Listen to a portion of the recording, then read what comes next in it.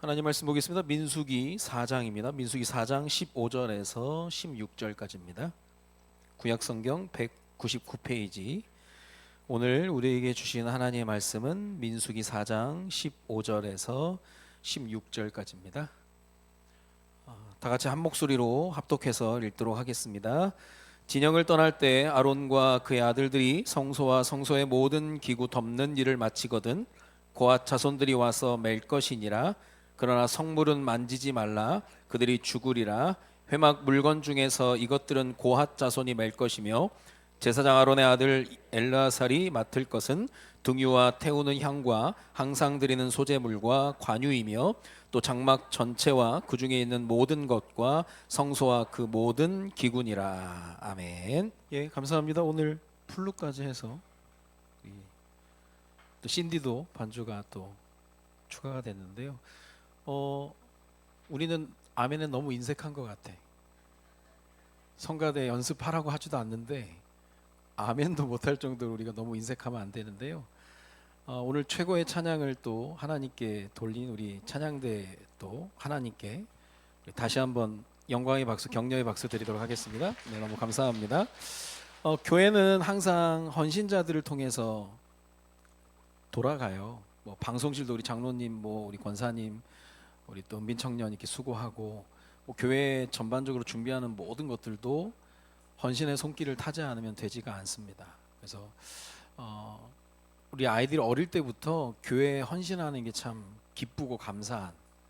그러면 그 나중은 어떻게 될지 모르거든요.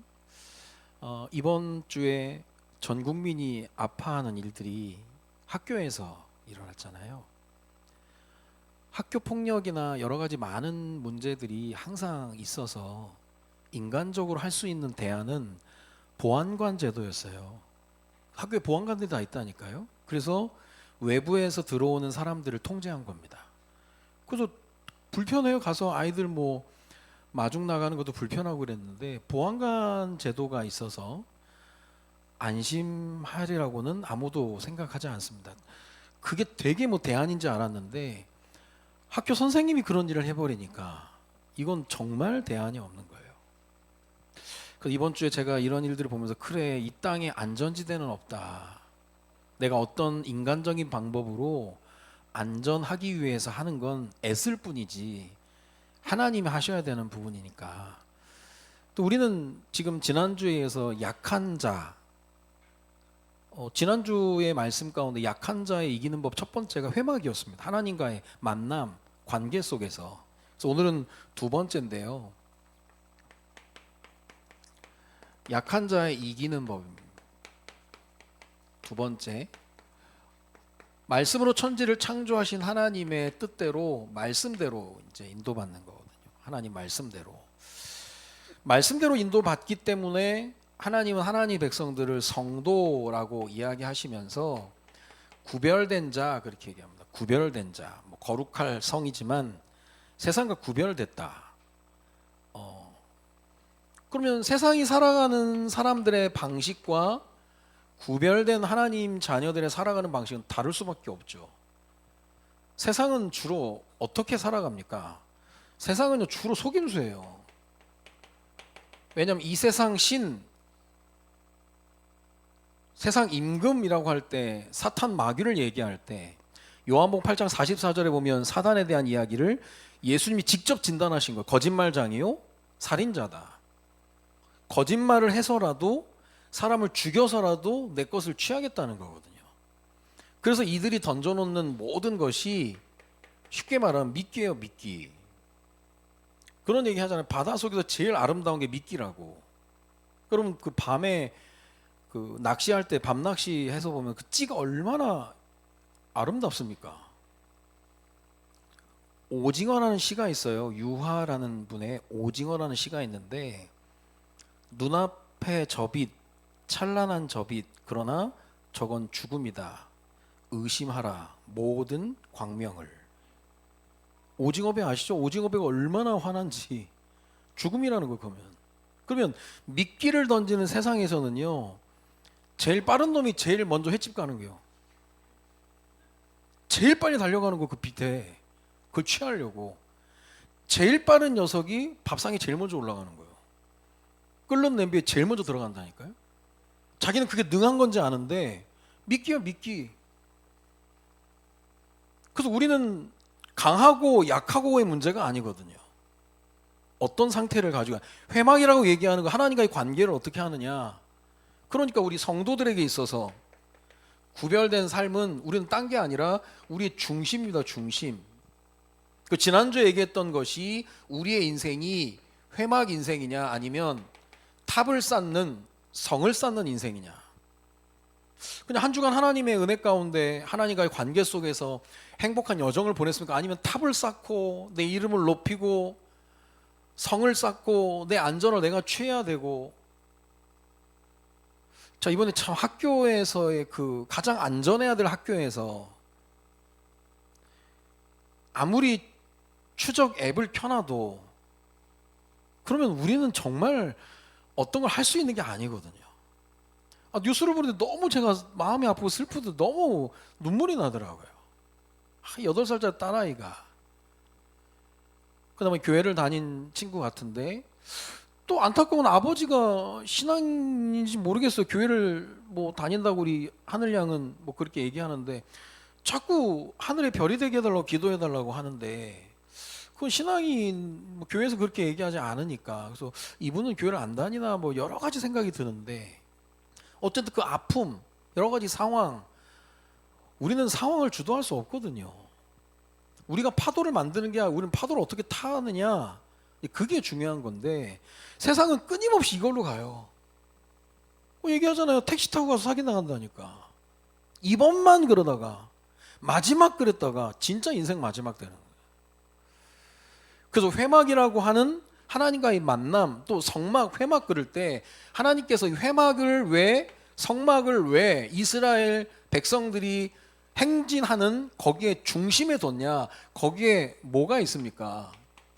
하나님의 약속의 궤, 언약궤가 있는 거, 법궤가 있는 거거든요. 그 법궤, 우리가 우리 자녀들에게 설명할 정도로 제가 쉽게 설명드렸죠. 동그라미, 네모, 짝대기가 들어있다고. 그럼 왜 하나님이 지금 이스라엘 백성을 언약궤 중심으로 움직이게 했고, 그게 지금 우리를 사는 광야를 통과해서 가나안으로 가는 이스라엘 백성들과 세상을 통과해서 천국으로 향하는 우리의 모습 가운데 이 언약궤가 뭐냐는 거죠. 동그라미라고 얘기하는 만나 항아리, 만나 항아리가 주는 의미가 뭡니까? 우리의 인생의 유일한 공급은 하나님께로부터 한다는 거예요. 이거 굉장히 중요합니다. 지난번에 얘기했던 것처럼 여호와께서 주시는 복은 우리에게 근심을 겸하여 주지 않는다 그랬거든요. 부작용이 없다라는 거예요. 하나님이 주시는 거니까. 만나 항아리라고 하는 것은 광야에서는 농사를 지을 수 없잖아요. 그래서 만나 비스킷 같은 거를 주셨는데 만나 히브리어로 만후, 뜻이 뭡니까? 이거 뭐지? 이거 뭐냐? 그런 거예요. 한 번도 경험하지 못한 하나님의 공급법이 만나였거든요. 만나 안에 모든 영양소가 들어있기 때문에 만나 하나면 넉넉히 이길 수 있는 그거예요. 하나님이 주시는 방법. 그런데 얼마나 신기하냐면요, 가나안 땅에 딱 정착하고 나니까 만나가 그치는 거예요. 그때부터는 어떻게 사느냐? 그때부터 농사 지으라는 거예요. 이게 하나님 방법입니다. 맞춤형으로 인도하신다는 거예요. 광야에서 농사 지을 수 없을 때는 만나를 통해서 공급하시지만 정착했을 때는 만나가 내리는 게 아니에요. 농사 지어라. 밭 갈고 땀 흘리고 수고하고. 그래서 우리가 안식일의 개념을 얘기할 때 엿새 동안 힘써 일하고 그러니 힘써 일하고. 그래서 우리가 이런 부분을 알고 우리 아이들한테 얘기해 줘야 되는 거예요. 만나. 그리고 네모난 건 뭡니까? 하나님의 십계명 돌판, 그걸 얘기하죠. 만나 항아리가 우리에게 하나님만이 유일한 공급이라는 걸 알려준다면 십계명 돌판, 말씀이라고 하는 것은 우리의 삶의 기준이 돼야 된다는 거예요. 말씀이 기준이 되는 거예요. 그게 신앙생활이에요. 그래서 우리가 예배를 드릴 때 제일 중요한 게 우리 찬양도 중요하고 뭐 기도도 중요하고 헌금도 중요하지만 제일 중요한 게 말씀이 기준인 겁니다. 여러분 그 말세가 되면 교회가 이제는 영적 전쟁이 치열하기 때문에 뭐 큰 교회 작은 교회 중요하지 않아요. 뭐 시설이 좋냐 나쁘냐 그건 중요하지 않아요. 하나님 보실 때는 이 교회가 깨어 있는 교회냐 잠자고 있는 교회냐, 깨어서 다음 세대를 위해서 얼마나 많은 것들을 준비하느냐 아니면 잠자고 있느냐. 여러분 그 깨우고 깨어 있는 교회 잠자는 교회 그 기준이 뭡니까? 말씀이에요. 잠자는 교회는 재우려고 하는 건 아니지만 깰 만한 게 없는 거예요. 그렇게 사는 거예요 그냥. 근데 오늘 깨어있는 교회는 말씀이 칼이 돼서 잘못된 부분을 지적하고 우리 죄 회개하고 엎드리고 그렇게 해야 되는 거예요. 자, 육신적으로 생각해도 교회에 자러 왔는데 누가 깨우면 짜증나잖아. 그잖아요. 어디든 자려고 하는데 깨우면 짜증나잖아요. 잠자는 교회 사람들의 특징은 다 자는 거예요. 그냥 자는 게 좋은 거야. 그러니까 자려고 하는 사람은 교회 가는 거예요. 그 교회는. 깨어있는 교회는 다르다니까요. 깨어서 내가 얼마나 역동적으로 전진하며 갈 것이냐 그 싸움이거든요. 그 차이가 뭐냐? 말씀의 기준, 말씀. 말씀의 기준이 안 되면 우리는 자꾸 다른 인간적인 방법을 자꾸 찾아야 되는 거예요. 그리고 내가 원하는 말씀을 자꾸 찾는 거예요. 그러다 보니까 끊임없이 인생이 계속 흔들리는 거예요. 세상 따라 이것 따라 저것 따라. 그러면서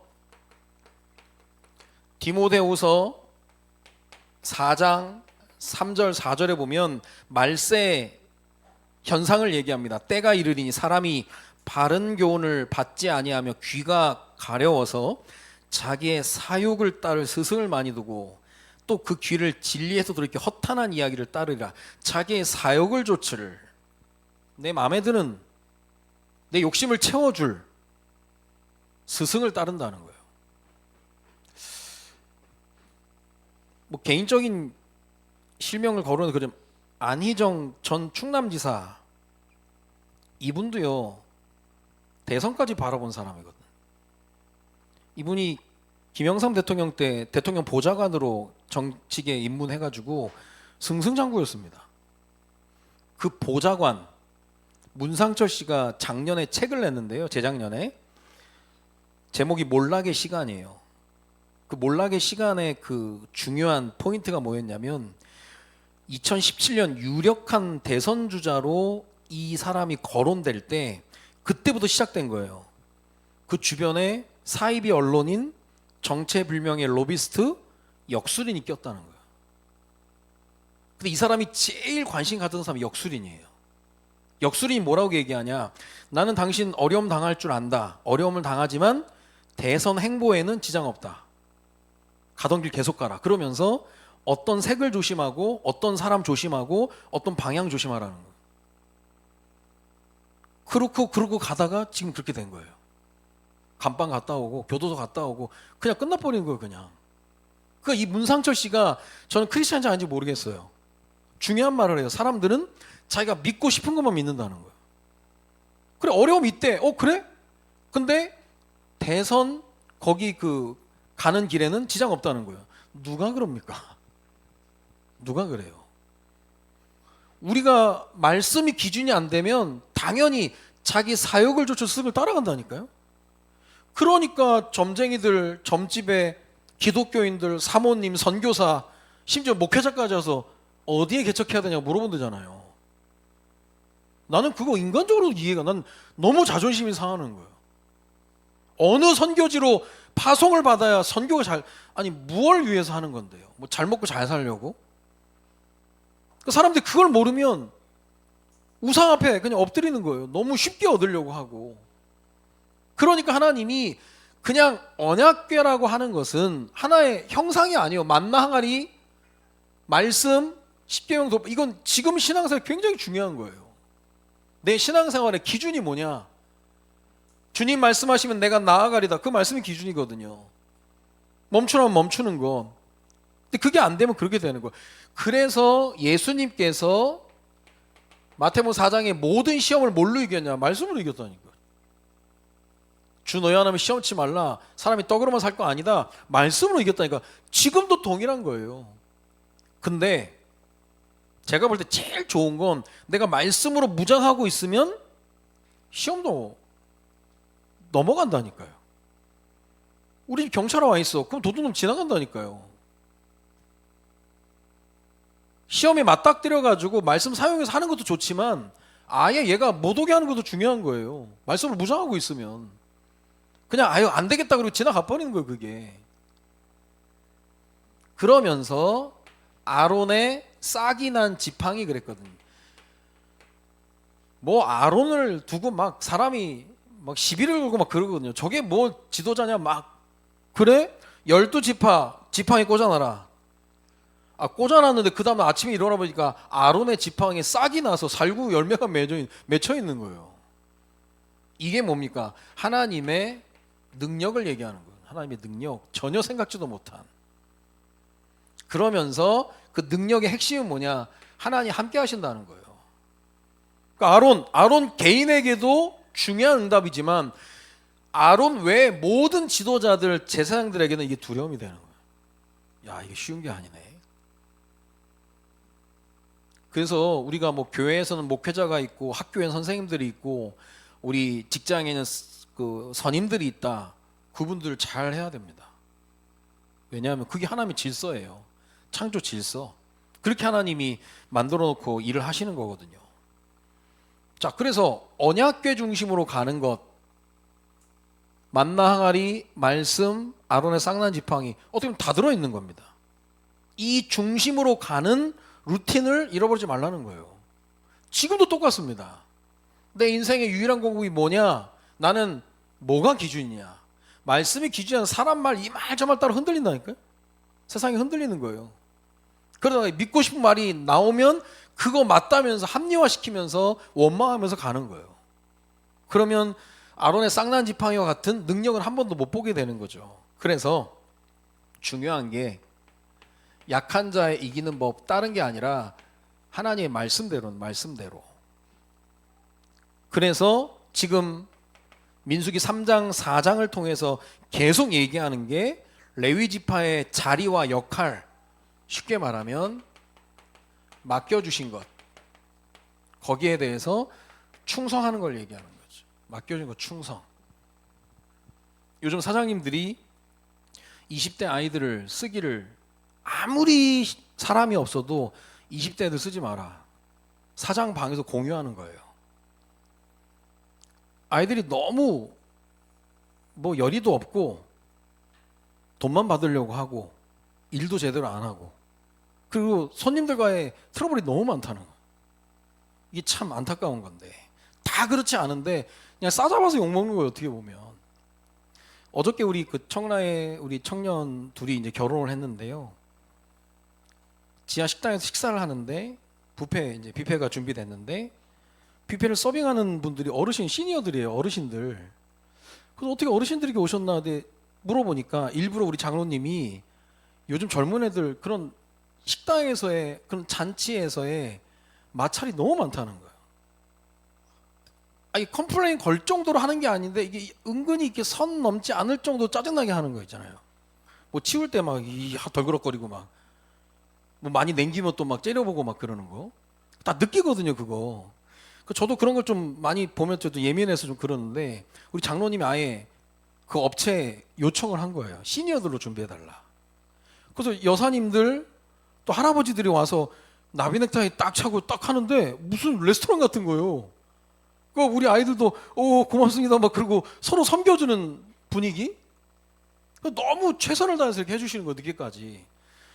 어제 그 준비한 음식보다 한 100명이 초과돼서 조금 짜증날 법한 상황인데 그것도 하시고 또 업체가 또 교회 다니 업체가 또 교회 헌금도 하고 또 하셨다고 하더라고요. 어떻게 보면 이 굉장히 충성하는 거 작은 일인 것 같을지라도 이겁니다. 맡겨진 일. 근데 성경에서 맡겨진 일을 얘기할 때 뭐 소명, 사명, 뭐 천명 뭐 여러 가지 얘기들이 있는데 멍에라는 단어하고 십자가라는 단어를 얘기를 해요. 나의 멍에는 쉽고 가볍다. 또 각자에게는 십자가가 있다. 성경에서 멍에와 십자가를 얘기할 때 결론적으로 꼭 나오는 게 뭐냐면 그게 열매예요. 힘든데 열매가 나오는 거예요. 멍에인데 소에게 딱 장착시키는 거잖아요. 십자가도 마찬가지고 이게 쉬운 게 아니라니까요. 우리 직분도 마찬가지입니다. 여러분에게 하나님이 교회에서 주신 직분들이 있다면 그거는 멍에와 십자가예요. 그게 거기에 최선을 다할 때 열매가 맺어지는 겁니다.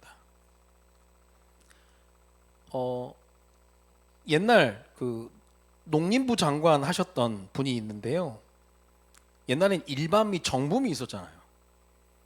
그 정부미가 이제 오래되면 한 5년 창고에 있다가 그게 다 군부대로 간대요. 그 내가 군대 있을 때 그런 걸 먹은 거야. 다 오래된 쌀을. 뭐 누런 쌀 막 그런 거. 뭐 죽으로도 했다가 뭐 이것저것 했다가 뭐 먹었는데 이분이 우리 그 식물 그 곡물 창고에 가 보니까요. 쥐가 너무 많아가지고 쥐들이 거의 다 먹었대. 쥐가 우리 곡물 생산량의 8%를 먹었답니다. 그 1960년대 70년대 쥐가 박정희 대통령 때 통계를 내보니까 쥐가 몇 마리였는지 아세요? 9천만 마리예요. 쥐 천국이요. 9천만 마리. 그 이분 중심으로 해서 1970년 1월 26일 날 오후 6시에 쥐잡기 대회가 시작한 거예요.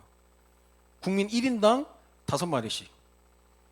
그래서 학생들은 쥐꼬리 5개 가져가면 연필 한 자로 주는 거.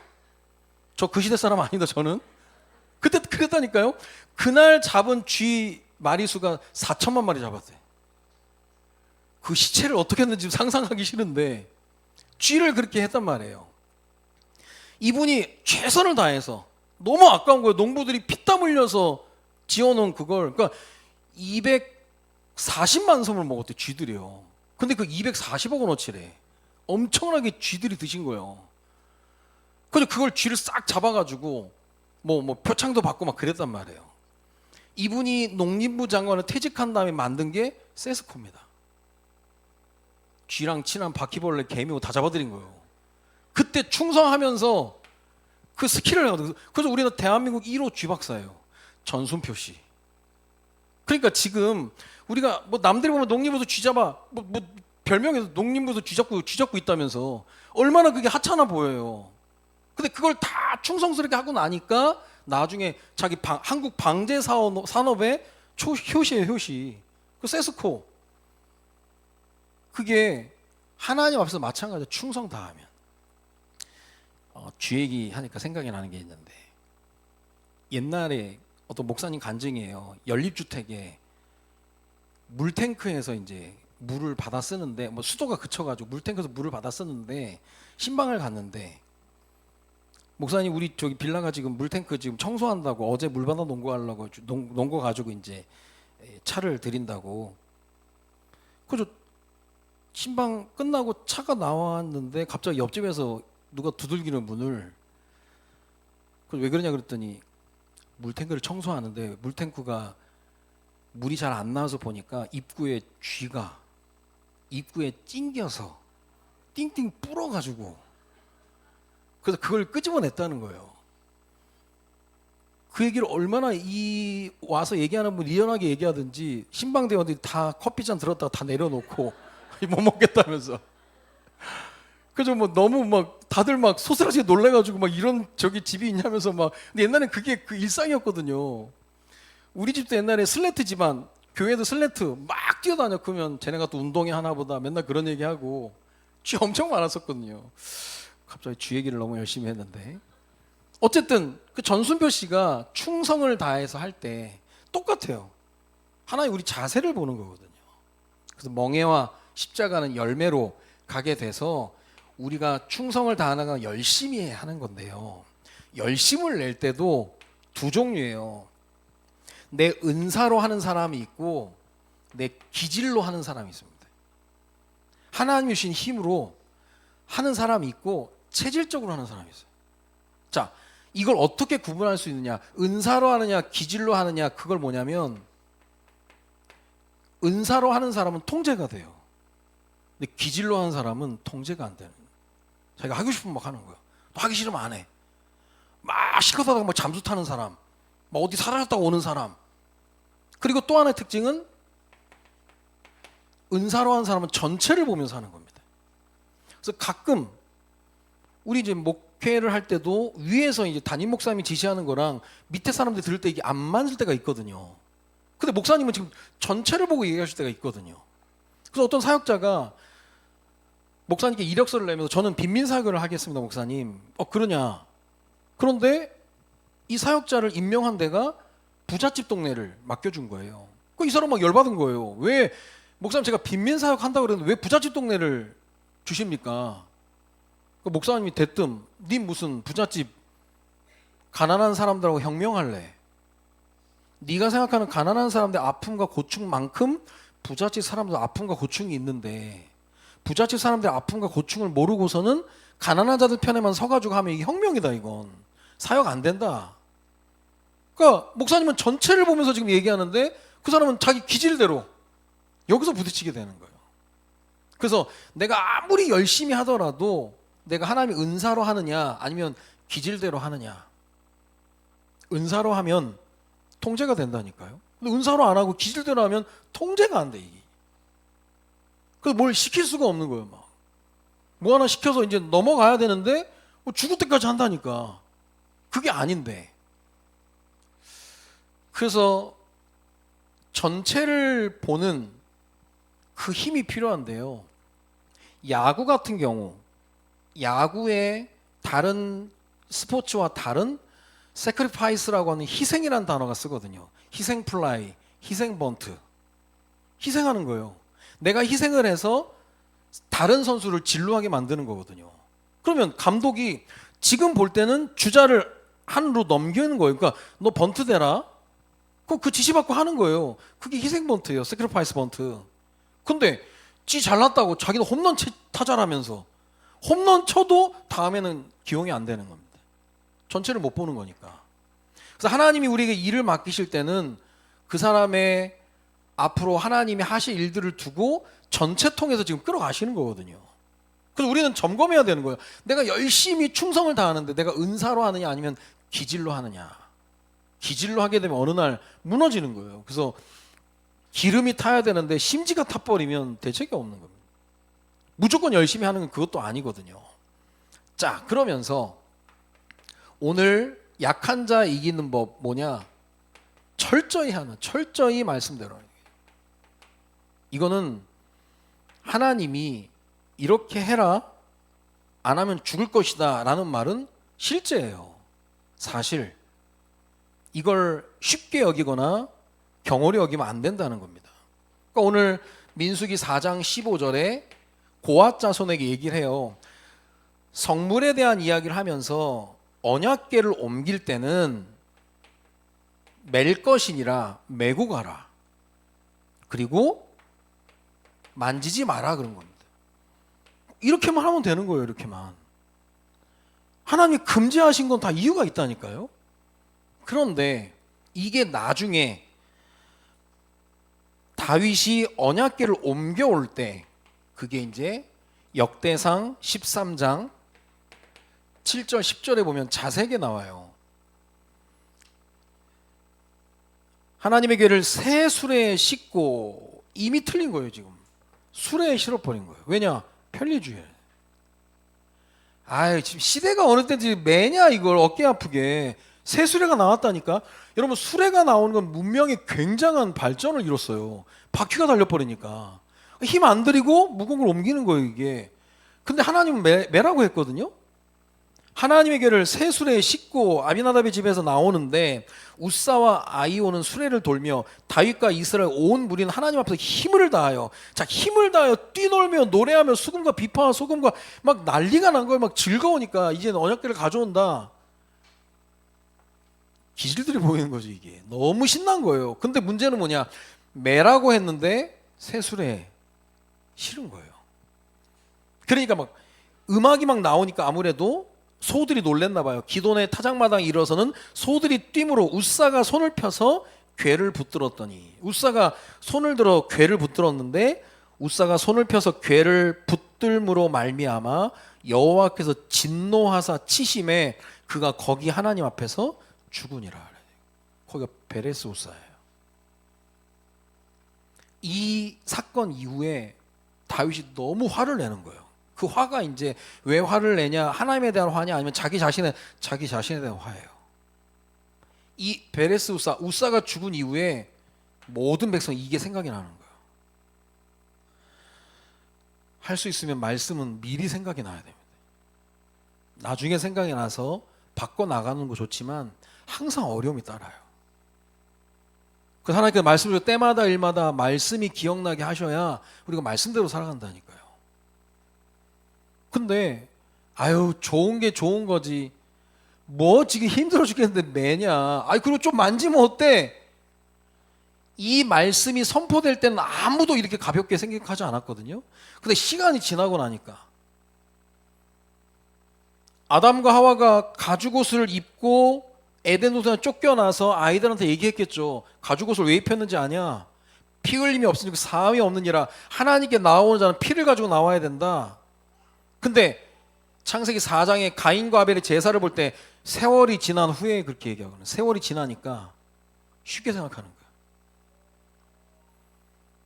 쉽게 생각하는 건 우리 사정이지 하나님 말씀은 영원한 계약이고 약속인데 나중에 다시 언약궤를 옮길 때는 제사장들이 메고 갑니다. 다행이죠. 이게 우리가 철저하게 신앙생활 하지 않으면 많은 제약들이 따른다는, 그래서 무얼 하든지 간에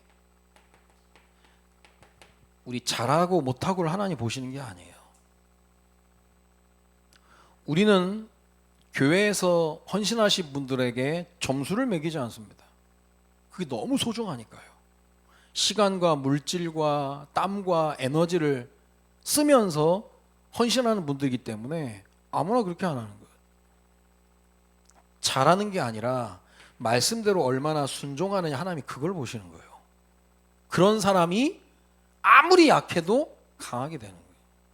그렇게 살아간다니까요. 그러니까 하나님이 지금도 우리에게 말씀하고 계시니까 우리는 이제 그걸 따라가는 거예요. 그냥 지난주에 약한 자 이기는 첫 번째가 회막에서 하나님과의 관계, 하나님과의 교제 속에서 힘을 얻고, 그 다음에 그 교제하는 가운데 하나님 말씀을 주시잖아요. 말씀을 주실 때 말씀대로 하는 걸 철저하게 지켜야 됩니다. 이거. 그래서 우리 자녀들에게 부모님들이 무언가를 얘기할 때 자꾸 들쑥날쑥 해버리면 아이들도 헷갈리는 거예요. 어느 날은 이것 때문에 열받더니 어느 날은 이것 때문에 그렇고 어느 날은 또 그렇게 허용하더니 또 오늘은 또 그러고, 이 왔다 갔다 해보면 애들도 헷갈리는 거예요. 명확한 걸 얘기해요. 명확한 걸. 그래서 아이들에게 약속을 할 때는 정확하게 하고 지켜야 되는 거예요. 제가 지난주엔가 우리 막내가 언제 온 가족이 부루마블 게임 했으면 좋겠다는 거예요. 그래서 야, 부루마블 게임 그게 하면 한 1시간 반 2시간도 하거든요. 그걸. 그래서 알았어, 한번 제가 얘기를 했는데 실수라. 며칠 계속 얘기하는 거예요. 아빠, 자녀들하고 한 약속도 약속인데 그거 지키셔야 됩니다. 계속. 알겠어, 아빠 타이밍을 볼 테니까 꼭 지키셔야 된다고. 아빠 설교한 거 내가 다 들었다면서 근거를 가지고 와서 얘기하는 거예요. 그래서 언제 한번 9시 넘어선 거 했는데 이게 11시까지도 안 끝나네. 이게 얘가 지가 돈을 벌고 자꾸 나간 형들을 자꾸 살려주는 거예요. 자꾸 왜 그래? 어떤 5명 전체가 하는 게 좋겠다는 거예요. 자기가. 그 제가 하다가 자폭하고 끝내버렸거든. 너무 오래 해가지고. 근데 얘가 아는 게 뭐냐, 약속한 대로 하는 거. 잘 알고 있다는 거죠. 근데 어저께는 집에 가보니까 또 애들이 혼나고 있어요. 보니까 문제집 가지고 장난을 친 거예요. 또 제가 니네 약속대로 얻어맞을래? 그렇게 얘기하다가 참았는데, 여러분 약속이라고 하는 것은 하나님이 지금도 언약의 하나님으로 우리를 그 품에 이끌어 가시는 걸 얘기하는 말씀으로 맺은 약속. 그 주일날 주신 하나님의 말씀이 언약의 하나님이 우리에게 약속을 주신 거예요. 그러면 이번 주에 봐야 되는 거예요. 하나님이 내게 맡겨주신 것이 있는데 이걸 통해서 하나님이 열매 맺길 원하시는데 나는 은사로 하느냐 기질로 하느냐. 여러분, 은사로 하면 시험 안 들어요. 기질로 하다가 시험 드는 거예요. 그리고 난 철저하게 말씀대로 하느냐, 그겁니다, 중요한. 뭐 대표적인 10계명 영적 우선순위 뭐 얘기하시는 거죠. 약한 자 이기는 법 두 번째가 말씀대로 진행이 되는 겁니다. 말씀대로. 자, 그리고 나서 다윗, 우리는 항상 승리 전에 보다는 성경의 인물들을 볼 때는 항상 봐야 되는 게 응답 후입니다. 응답 오기 전에는 간절하지 않은 사람이 없고 겸손하지 않은 사람이 없어요. 다 그래야 응답 받으니까. 승리한 후에 다윗의 모습이 뭐냐면 자기가 스스로 약함으로 가요. 스스로. 이게 다윗의 강점이라. 그게 어디 나와 있냐면요, 역대상 18장 4절에 보니까 전쟁을 치르고 다윗이 그에게서 병거 1000대와 기병 7000명과 보병 2만 명을 빼앗고 다윗이 그 병거 100대의 말들만 남겨. 자, 병거 1000대, 기병 7000명, 어마어마한 숫자. 기병이 이제 말 다루는, 예나 지금이나 말은 그 당시 탱크 같은 역할이니까요. 너무 중요해서 옛날에 성경에 보면 말을 그 보호하는 사람들이 3명이나 붙어요. 기병 1명, 그러니까 4명이 붙는 거예요. 뭐 지금도 뭐 10억, 20억 한다는데 엄청난 적인데, 기병 병거 1000대와 기병 7000명을 받았는데 보병 2만 명을 빼앗고 다윗이 그 병거 100대, 병거를 1000대를 받았는데 100대의 말들만 남겨두고 그 외에 병거의 모든 말의 힘줄을 끊어버렸다는 거예요. 7000대를, 그러니까 1000대를 받았는데 100대 빼놓고는 나머지 싹 힘줄을 끊어버렸다는 거예요. 말들의 힘줄을 끊어버린 거예요. 이게 뭐냐? 스스로 약해지는 거예요. 내가 의지하는 건 마병의 숫자가 아니라는 거예요.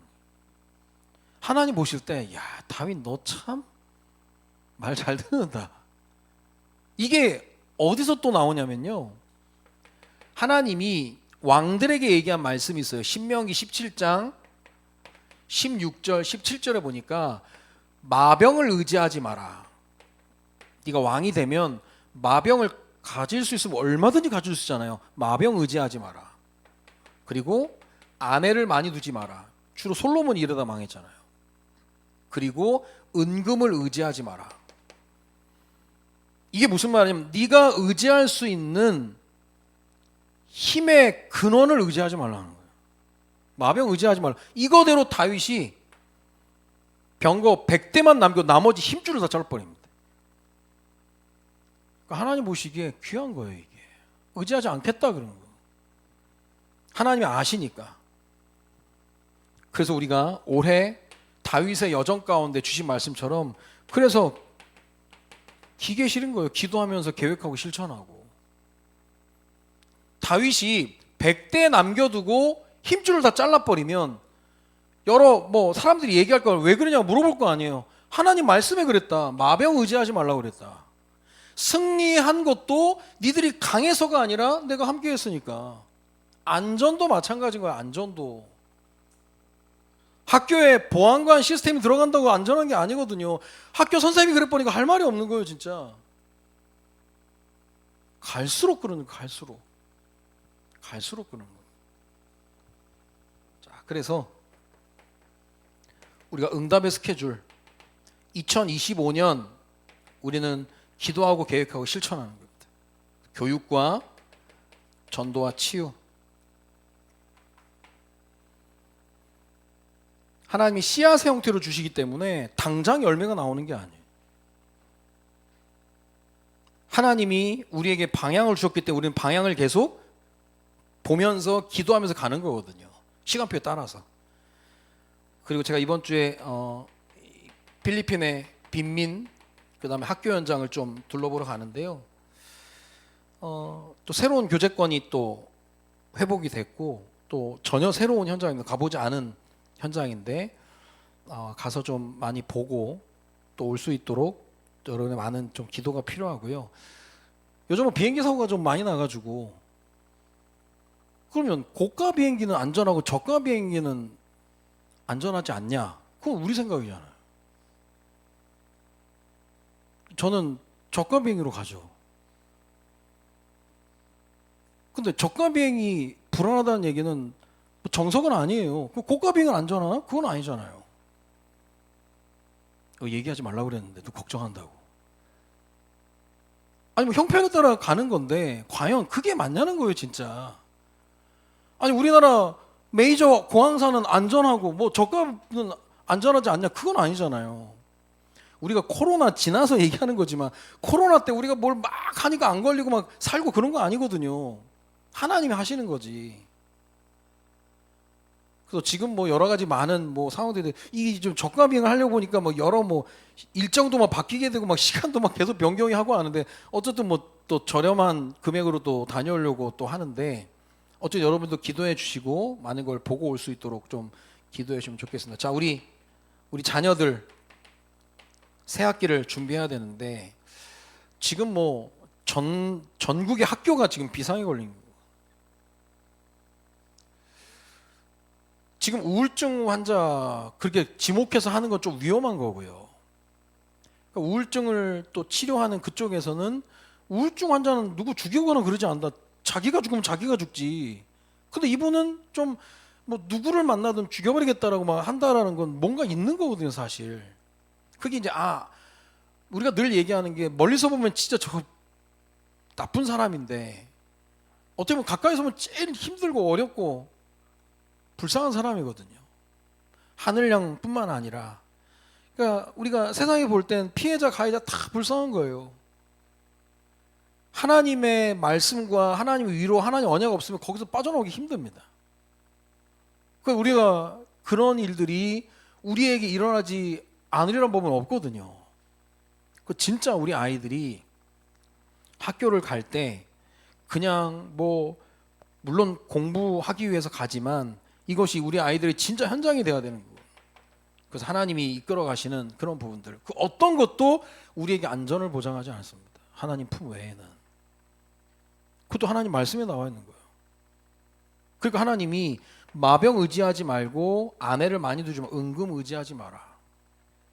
철저하게 하나님은 말씀대로 살라는 거예요.